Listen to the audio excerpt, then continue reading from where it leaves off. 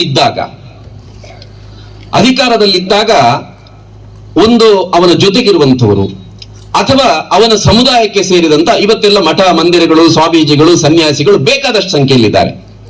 ಇವರಲ್ಲಿ ಏನ್ ಮಾಡ್ತಾರೆ ಅವಾಗ ಅವ್ರ ಕೆಲಸ ಏನು ಅಂತ ಕೇಳಿದ್ರೆ, ಸ್ವಾಮೀಜಿಗಳಿರ್ಬೇಕು, ಸನ್ಯಾಸಿಗಳಿರ್ಬೇಕು, ಅವಶ್ಯಕತೆ ಇದೆ ಈ ಸಮಾಜಕ್ಕೆ.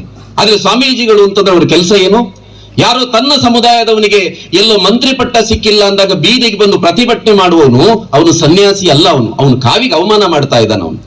ಅಥವಾ ಯಾರು ತನ್ನದೇ ಸಮುದಾಯದ ಒಬ್ಬ ಮಂತ್ರಿಯಾಗಿದ್ದಾನೆ, ಆಗ ಇವರು ಹೋಗಿ ಅದರಲ್ಲಿ ಹಸ್ತಕ್ಷೇಪ ಮಾಡಿಕೊಂಡು ಅದರಲ್ಲಿ ಮೂಗು ತೋರಿಸುವಂತವ್ರು ಯಾರಿದ್ದಾರೆ, ಅವ್ರು ಯಾರು ಮಠಾಧಿಪತಿಗಳಾಗ್ಲಿಕ್ಕೆ ಲಾಯಕ್ಕೂ ಅಲ್ಲ ಅವರೆಲ್ಲ. ಇಲ್ಲಿ ಶಿವಾಜಿ ಮಹಾರಾಜರು ಅದಕ್ಕೊಂದು ಆದರ್ಶವನ್ನು ಹಾಕಿಕೊಡ್ತಾರೆ. ಇವರೆಲ್ಲ ಇವತ್ತಿನ ಸನ್ಯಾಸಿಗಳೆಲ್ಲ ಜಗದ್ಗುರುಗಳು ಅಂತ ಹಾಕೊಳ್ತಾರೆ. ಜಗತ್ತು ಅಂತಂದ್ರೆ ಏನು? ಎಷ್ಟು ದೊಡ್ಡದಿದೆ ಜಗತ್ತು. ಆದ್ರೆ ಇವರ ಜಗತ್ತು ಅಂತಂದ್ರೆ ಕೇವಲ ತನ್ನ ಸಮುದಾಯಕ್ಕೆ ಮಾತ್ರ ಸೀಮಿತ. ನಮಗೆ ಮೀಸಲಾತಿ ಬೇಕು ಅಂತ ಹೋರಾಟ ಮಾಡುತ್ತಾರೆ. ಅವರು ಜಗದ್ಗುರುಗಳು ಅಂತ ಹಾಕೊಳ್ತಾರೆ. ನಾಚಿಕೆ ಆಗಬೇಕು. ಚಿಂಚವಾಡ ದೇವ ಅಂತ ಒಬ್ಬ ಸನ್ಯಾಸಿ ಶಿವಾಜಿ ಕಾಲದಲ್ಲಿದ್ದವ. ಶಿವಾಜಿ ಯಾವುದೋ ಒಂದು ಕಾರಣಕ್ಕೆ ಹೋಗಿ ನಮಸ್ಕಾರ ಮಾಡದೆ ನೀನೇ ಗುರು ಅಂತ ಹೇಳಿದ.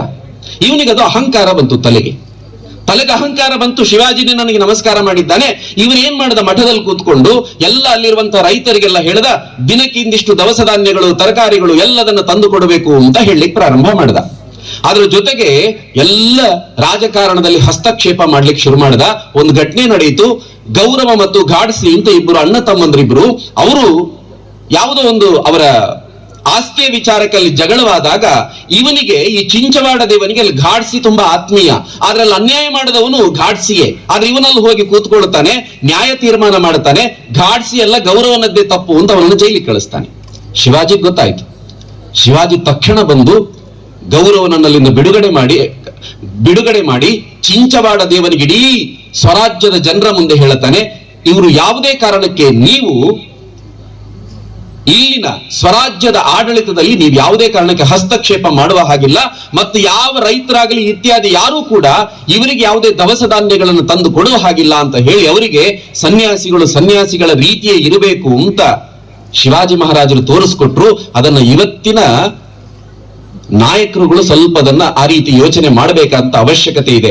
ಯಾರೆಲ್ಲ ಸುಮ್ನೆ ಮೂಗು ತೂರಿಸ್ತಾರೋ ಅವರನ್ನ ಅವರ ಜವಾಬ್ದಾರಿ ಏನು ಅಂತ ತಿಳಿಯಪಡಿಸಿ ಅವರನ್ನ ಅಲ್ಲೇ ಕೂರಿಸ್ಬೇಕಂತ ಅವಶ್ಯಕತೆ ಇದೆ ಅನ್ನುವಂಥದ್ದು. ಇನ್ನು ಕೆಲವರು ಏನ್ ಮಾಡ್ತಾರೆ, ಒಬ್ರು ಸಜ್ಜನ ರಾಜಕಾರಣಿ ಇರ್ತಾರೆ.